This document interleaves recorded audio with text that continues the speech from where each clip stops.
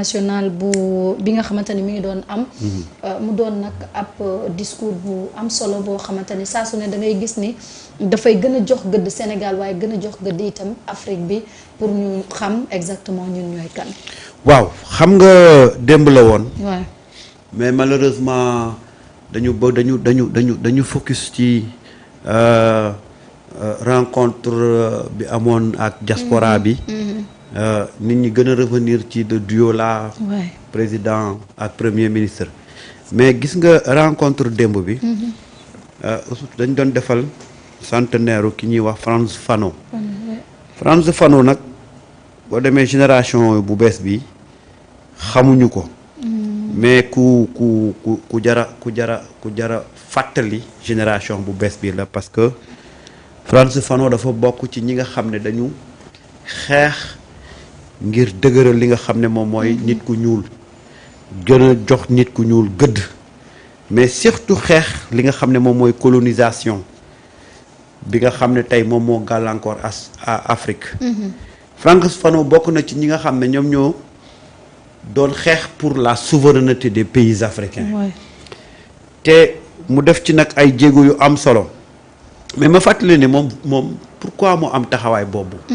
le fait que muy xeex racisme muy prôné li nga xam ne moom mooy la souveraineté muy xeex colonisation parce que moom victime la ci. ndax Frantz Fanon moom mu ngi juddu le 20 juillet 1925 fële ca Fort-de-France en Martinique daal di faatu le 6 décembre 1961 à Bethesda dans un hôpital militaire de la banlieue Washington des États-Unis.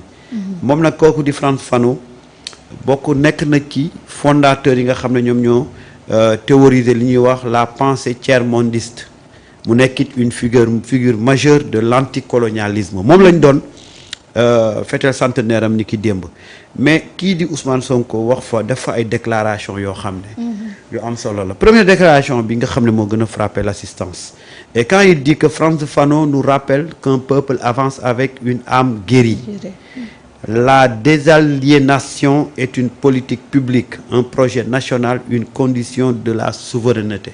C'est-à-dire que loolu dafa épouser la démarche et la philosophie de Ousmane Sonko mooy fexe ba nga xam ne nit ki dafay dindi complexe bi nekk ci moom vis-à-vis du tubaab ou vis-à-vis des pays qui nous ont colonisés. te loolu nag li koy dindi mooy il faut oser aller de l'avant c'est-à-dire que affirmer yow sa identité culturelle mais également affirmer sa li nga xam ne moom mooy sa souverainisme boobu nag tey tous les états africains yi nga xam ne dañ ko tenté woon wala figure yu mag yu africains yi nga xam ne dañ ko tenté woon dañ leen éliminer et tey Ousmane Sonko se voit ci ku ci mel ni Frantz Fanon boobu moo tax mu naan Frantz Fanon faatuwut mais dañuy continuer Frantz Fanon c'est-à-dire que ñoom dafa gis boppam comme un Frantz Fanon boo xam ne dafay continuer li nga xam ne moom mooy œuvre Frantz Fanon et loolu dafa dellusiwaat pour affirmer li nga xam ne moom mooy taxawaayam et quand il dit que l'Afrique n'exige plus l'indépendance elle exige la souveraineté et cette souveraineté là Fanon nous l'a appris est une rupture tey ci loolu la Ousmane Sonko nekk avec beaucoup de leaders africains ku ci mel ni Ibrahima Traoré moom laay nommé quoi parce que moom moo nekk figure bi nga xam ne moom lañ gën a xam fi mu nekk nii en Afrique tey gis nga Marieta dafa am benn démarche boo xam ne Ousmane Sonko daf ko indi pour essayer de décomplexer l'Africain pour montrer que aujourd'hui ñun Afrique nous n'avons plus besoin di daw gannaaw les pays occidentaux wala gannaaw les pays qui nous ont colonisés tey il faut que ñu créer benn rupture benn rupture mooy ñu développer suñu bopp à partir de nos moyens ñu gëm suñu bopp et ñu fexe ba nga xam ne ñun on va compter sur nos propres ressources sur nos propres fils pour se développer on n'aura plus besoin de courir derrière ces pays occidentaux là comme on a toujours fait pour di compter sur ñoom pour développer je pense que les exemples les plus terre à terre c'est par exemple les cas de ñoom Guèye à travers leur association ñu gëm ne ñoom en tant que ay doomu Sénégal ñoom ñoo war a développer seen bopp ñoo war a développer xaaruñu état parce que ñoom kii Guèye li muy def nii je le dis c'est une façon de souverainisme. mooy fexe ba moom sa bopp fexe ba yow. Tu ne comptes sur personne pour se développer. Mais tu comptes d'abord sur tes propres moyens. Ensuite, maintenant, les autres peuvent venir t'accompagner. Parce que nit ki ngay gunge nag mooy ki nekk ci yoon bi. waaye xam nga ki toog doo ñëw naan ko jógal ma gunge la. wala boo ko naree yëkkati pour gunge ko dana doon lu compliqué. Alors Ousmane, à travers sa démarche, il faut nous faire comprendre qu'aujourd'hui, l'Afrique doit se lever pour aller chercher son indépendance, aller chercher sa souveraineté. te souveraineté boobu noonu bu ko bés bu ko Afrique amee rek Afrique ci lay développer. Mais on ne peut pas dépendre sur les pays occidentaux pour dire qu'un jour l'Afrique va se développer parce que les pays occidentaux ne veulent pas qu'on soit indépendant. ñoom lu ñu bëgg mooy toujours qu'on soit dans la dépendance. Dépendance boobu nag mooy indi ñu jox la fii juróom rocc fii fukki dërëm. jox la fii ñaar fukk rocc fële téeméer nga jàpp ne ñu ngi lay dimbale fekk en réalité dimbale wuñ la mais dañ lay gën a plonger dans la pauvreté. Et loolu li koy mandargaal mooy lu mel ni les institutions de Bretton Woods. Comme FMI et des choses comme ça. Parce que tey ces institutions là dañuy ñëw sous forme de dañ lay sauver mais en réalité dañ lay gën a dugal ci trou bi tey ban pays nga dégg mu ne je me suis développé à partir du FMI. amul de. ban pays nga dégg ñu ne la je me suis développé à partir de la Banque mondiale. FMI nan lay def day ñëw endetté la. bu la endetté nag commencé di la imposer son dictat mooy sa ressources yi ñii nga koy jox ñii nga ko war a exploiter sa li ñuy jaay ci sa biir dëkk nii nga ko war a jaayee. fii nga ko war a te loolu moo plombé tous nos pays. Maintenant nag il est temps que les gens se lèvent pour dire que nous n'allons pas attendre les pays africains les pays occidentaux pour se développer. Mais nous allons essayer d'assurer notre propre développement bi nag fi muy njëkkee mooy il faut comme on dit assurer sa souveraineté nag c'est à plusieurs niveaux. Il y a ce qu'on appelle la souveraineté économique, la souveraineté diplomatique, même la souveraineté militaire, c'est important. Fii depuis bu ñu juddoo dañu fi gis base française ñu gëmloo ñu ne base française bu nekkul ci pays africains yi duñu am sécurité. Mais aujourd'hui nos autorités avec courage et bravoure dañu xëy de nous n'avons plus besoin de la présence des bases françaises ici en Afrique. Parce que nag présence base militaire yooyu mais c'était le prolongement de la colonisation. C'est-à-dire que c'est une forme de colonisation qui ne dit pas son nom. Tu imagines en France un pays africain bu fay am base militaire. C'est même insultant. Il y a combien de Sénégalais, il y a combien d'Africains loin d'être des xénophobes. Mais nga jaaroon biir Wakam gis les bases françaises. Mais tu as un pincement au cœur, tu te dis que mais moi je suis en République française wala je suis dans mon pays. Léegi nag ils ont réussi de façon intelligente à vraiment faire évacuer faire quitter la base française ñu nag souverain militairement nga xam ne dinañ mën a gérer suñu sécurité dinañ mën a assurer suñu propre sécurité. Et je pense que ce combat-là ça doit être un combat de tous les Africains. Voilà un peu. D'accord. En attendant que ñuy duggaat ci yeneen discours yi gën a am solo. Guèye sa jàngat par rapport ak discours premier ministre bi wane rek ni ñun Afrique dañu war a gëm suñu bopp bu fekkee bëgg nañu quand même le développement. Bien pour man jàpp naa ne peut-être que suivre li xew. Révolte bi xamoon bi xew parce que révolte la après ñu nekk ci révolution pour soppi réew mi. Le discours a été très clair. La quintessence même suñu combat dans l'opposition contre régime bi fi jógee c'était que il faut ñu moom suñu bopp il faut que ñu souverain. li taxoon ñu gën di xeex mooy lan mooy que mënuñu nekk dans un pays immensément riche. Et malheureusement très pauvre. On n'a jamais eu en réalité de chef d'État ou de président wala de njiit yoo xam ne il se soucie réellement du pays. wax nañ ko fépp fu ressource su nekkoon da nga doon gis ne je prends l'exemple de li nga xam ne mooy or bi. lu bari da doon génn te bu muy génn ñun ñi sax duñ ko xam. donc dem nañ ba foofu xam nañ donc gars yi bu ñu demee ba fële la ñuy natt or bi ne temps lañ fi jëlee. donc bari na ay ressources yoo xam ne dañ ko piller dilapider ko. Tout à fait. soo demee fa mu am ñoom moom ressources ña fa dëkk sax. c'est dans des situations misérables yoo xam ne kenn mënu la ko wax. alors combat bi ñu mën a woon ñëpp xeex ko. ñëpp xam nañ ne tey dañ ne ñii nañ fi jógee. nañu demal suñu bopp nañu compter suñu bopp parce que comme ni Samba wax tey bu ne ay révolution chinoise. amul révolution chinoise dañoo taxaw ñoom dëggal seen bopp. Tout à fait. discipliné wu liggéey muy métti France gi ñuy wax France ga noonu sonn ñëpp. dem nañ bay tëgg ay casserole parce que amuñu lu ñu lekk muy révolution française. Ouais. ok donc dëkk boo xam ne tey jii da nga bëgg a demal sa bopp noonu lay demee il faut que ñun suñu bopp ñu xam ne der bu ñuul bi amul der bu ko ëpp. amul der boo xam ne tey jii gën na ko ci fànn yëpp. man yàlla dafa def ne fi ma jaare sama parcours jàng fa maa tubaab yi ñoo doon bokk classe. mais da nga leen di dominer bu doy waar. da nga doon bokk xeet yu bari mais da nga leen di man ci lu bare bokkul sax donc nag mënuñu nekk ci situation yi xam ne surtout sénégalais. à l'extérieur ñu bari dañu ragal sénégalais ci xelam. xel mu ñëw c'est-à-dire le sénégalais est intelligent. alors comment on peut être perspicace comme ça intelligent comme ça et aujourd'hui ñu ñuy dribbler ci lu bari. di ñu nax ci lu bari comprendre nañ ne jamono maam loolu mënoon na am. mais aujourd'hui tey jii. Sénégal day moom boppam te loolu moo nekkoon xeex bi Samba.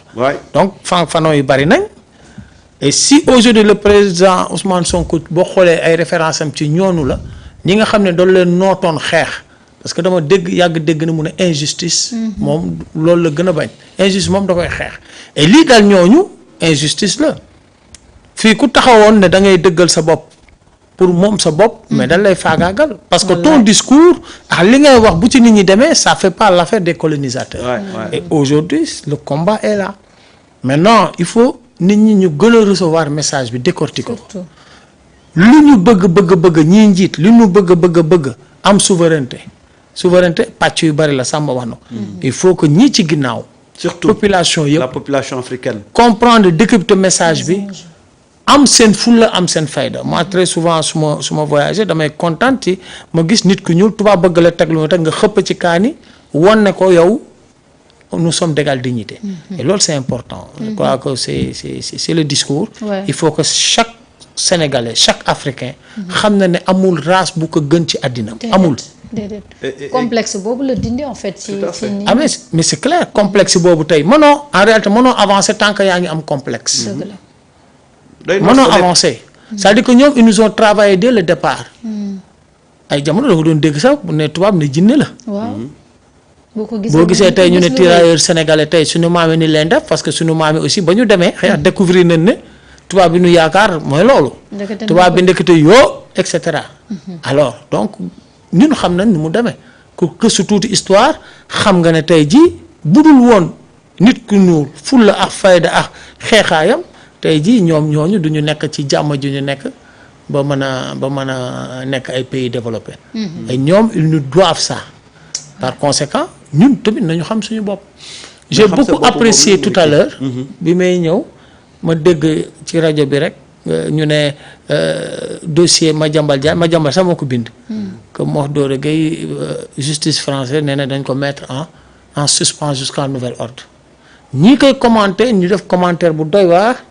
ñu ne ministre bi fi ne ministre France dafa ne carrément ñoom seen justice dafa am nu muy doxee et tu t'imagines sénégalais bi nga toog ne chroniqueur yaa ngi koy interpréter tey nga ne ñoom dañu comprendre ne France noonu lay doxee seen justice noonu lay doxee ba ñoom ñu am fulla ba ñu répondre ñun ci li nga xam ne ñu ngi leen koy laaj ñu bëgg ñoom ñu répondre ñoom ci liñ ñuy laaj donc tu vois ce Sénégalais-là est un complexé ou ces chroniqueurs-là ci chaîne ils sont des complexés non attends nii la égale dignité li nga may laaj nee na parce que France ñun Sénégal dañu signé ay accords ñun bu ñu signé ay accords les accords doivent respecter de part et d'autre donc ñun bu ñu leen laajee dara ngeen teg ci épée de Damoclès ngeen laaj ñu la même chose ñun tam ñu teg ci épée de Damoclès et bu ñu ko defee benn yoon ñaari yoon fulla mooy taxaw te bu fulla taxawee rek ku nekk day nawloo sa morom et puis échange yi dafay doon échange yu bien et tu as dit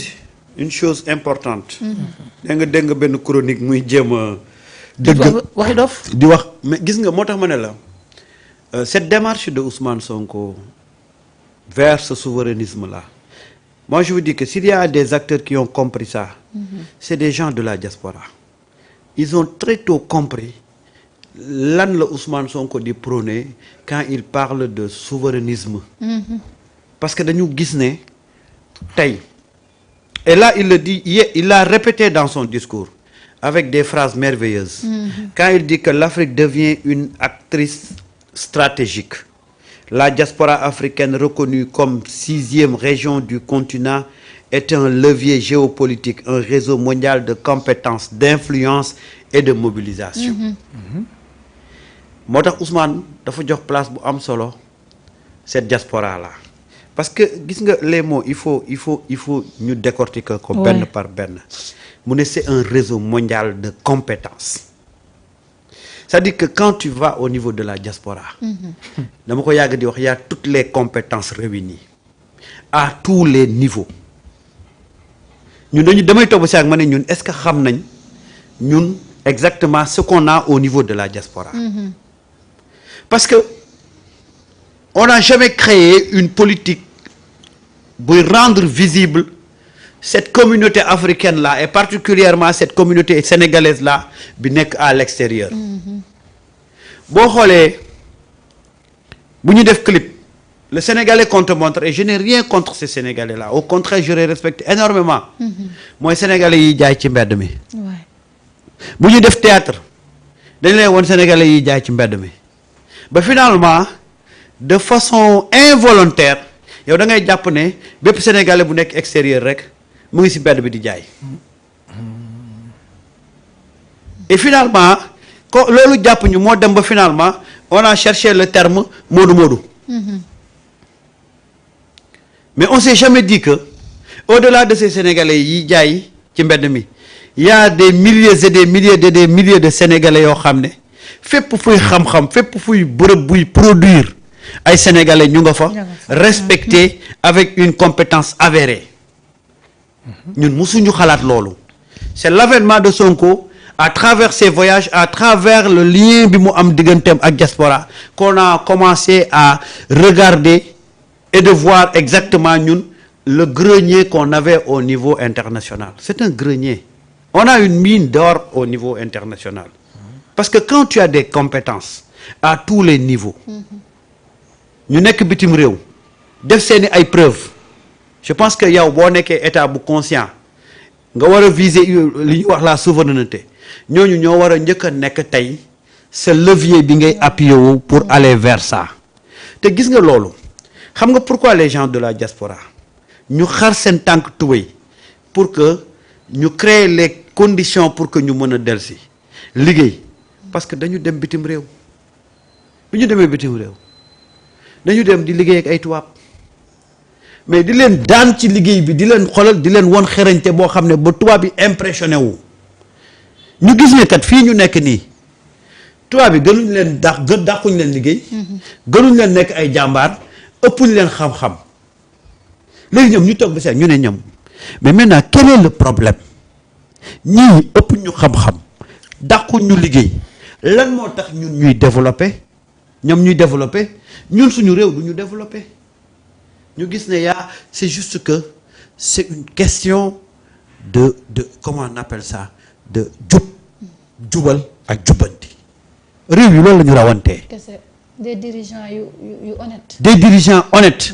Avec des leviers et des mécanismes yoo xam ne dañ ko teg de telle sorte que même boo malhonnêteté sax tu ne peux pas mënu ko def.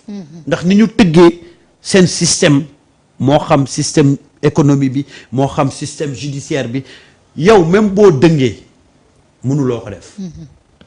parce que nag président yi ñuy fal foofu directeurs yi ñuy fal foofu mais gënuñ ñoo jub de.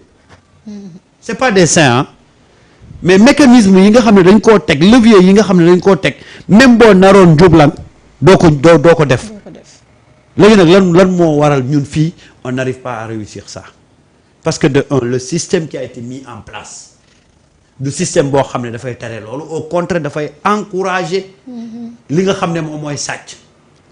Deuxième chose mooy nous avons une justice boo xam ne ben écoute tey Sénégal yu bëri dañ naan la ñun on a un problème avec notre justice maintenant nag mu ñëw nag ci profil nit ki ci boppam l'être humain en tant que tel ñun sénégalais est-ce que ñun taxaw nañ taxawaay bi ñu war a taxawee pour développer et c'est ça aujourd'hui les 3 axes sur lesquels tey il faut travailler sur ça pour que ñu mën a développer mais gis nga boo defarul nit ki defaroo système bi ah Marieta ce sera très difficile pour nga développer d'autant plus que ñun ñoo ëpp ressources ces pays là ces pays là au contraire sax fii la ñuy ñëw fii la ñuy tibbee mais qu'est-ce qui nous empêche aujourd'hui ñun ñu bañ a développer parce que suñu jikko yi lañu war a changer non attendez ce qu'il faut comprendre c'est que processus la boo xam ne depuis maam yi la c'est-à-dire que ni ñu formaté woon l'homo sénégalensis donc dañ ko formaté ci kuy koo xam ne day nelaw te kuy nelaw doo bëgg ku yeewu ñoom dañoo teel a yeewu moo tax ñu teg seen colonisation bi ñëw ci suñuy contrées yi sunu maam yi boo leen doon jox seetu rek ñu gis ci seen bopp rek beneen affaire la donc ñoom dañu travailler ci ça veut dire tegal ñu benn œillère boo xam ne tey jii da ngay jàpp ne tubaab bi moo la gën fuuf Samba yaa ngi koy wax gis nga système bi fi nekkoon dans 100 000 ans duñu bouger duñu dem fenn parce que nos économies déjà dañ ko biberonné yaa ngi koy wax avec lu mel ni ay FMI yooyu beneen bi gën a grave mooy que diaspora bi ci boppam ñoom dañu en réalité dañu comprendre dañu dund lu bari dañu participer ci transformation yi am ci réew yooyu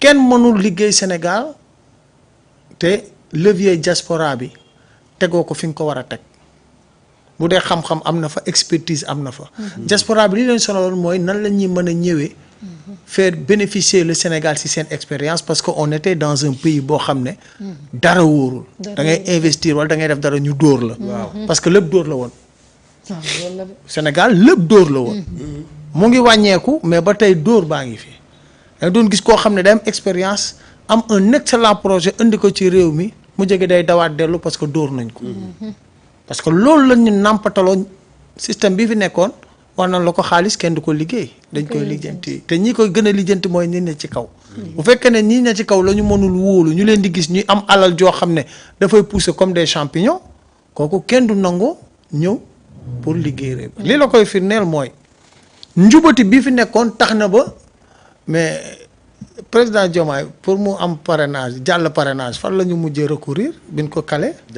diaspora parce que ñoom seen dëngate mënuñu maîtriser diaspora il a fallu ñu génne diaspora pour seen piège bi ñu pousse ko mën a jàll c'est pour te dire rek Sénégal ni mu bindoo woon à la kulli alin mënuñoo dem fenn on sera jamais souverain parce que ñii du doon jiitu ñoon dañ leen takk ay lam dañ leen tënkoon parce que seen dépendance bi yëpp c'est par rapport aux puissances c'est par rapport ak ku mel ni France et cetera ñoo lay dicter li ngay def ñoo naan la lii nii nga koy doxalee et cetera ba pare di la pomper parce que ñoom amuñu ressource lépp fi lañ koy jëlee et mbir mi tey moom laa wax il faut que ñu xoolaat les règles du jeu obligation la te dinañ ci ñëw parce que tournée bi ñu def nii am nañu loo xam ne indi nañ ko parce que suñuy ndaw yi bu ñuy génn fii ñu génn ci lu leer am ci lu leer dem liggéey dans la dignité. Tout à fait, surtout dans la dignité. Et ça c'est important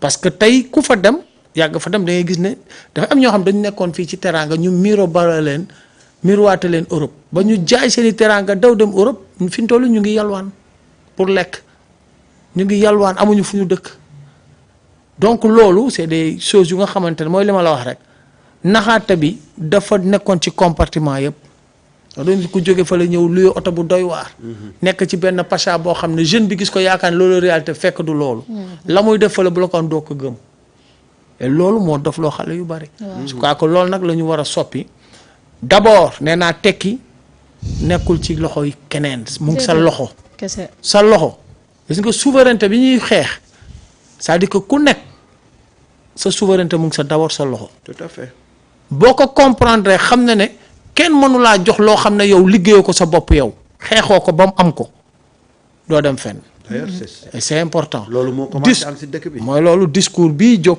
depuis ba ñu def changement de régime mooy que nit ki da ngay gëm sa bopp. parce que boo gëmul sa bopp doo dem fenn. buñ la sotti woon tey ay milliards tey te gëmoo ne sotti nañ la ay milliards yoo war a fructifier doo dem fenn. parce que très rapidement tu vas tout perdre et nekkaat ci situation yi nga nekk. donc nit ki xam boppam déjà xam li mu mën xam li muy jar loolu c'est important. et je crois que loolu mooy li nga xam ne tey ñi nga xam ne incarné nañ ko au cours de l'histoire ay africains ñu leen di jéem a génne pour xale yi jël ci exemple. et mieux encore je crois que même suñu njàngale mi war nañ ko adapté ci loolu xoolaat ko on n'a plus besoin de nous montrer des Chiang Kai-shek on n'a plus besoin de nous montrer des Napoléon Bonaparte et cetera qu'on nous montre ces figures emblématiques yoo xam ne danoo bañ fipp pour que Afrique man boppam et loolu c'est important. waaye ñu changer waat système éducatif bi. ah oui parce que aussi li ñuy jàngal xale yi. li ñuy jàngal